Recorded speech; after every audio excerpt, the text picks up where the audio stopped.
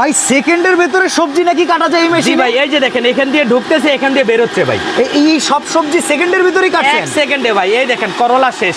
আচ্ছা, শুধু কি স্লাইস করা যাবে নাকি কুচি কাচির কাজও করা যাবে? ভাজি, স্লাইস, কুচি সব হবে ভাই। এই যে এটা দিয়ে ভাজি হবে এখন। আচ্ছা, এই আলু, এই দেখেন এই যে আলুটা দিয়ে দিলাম, আচ্ছা। দিয়ে হালকা একটু প্রেস করবেন।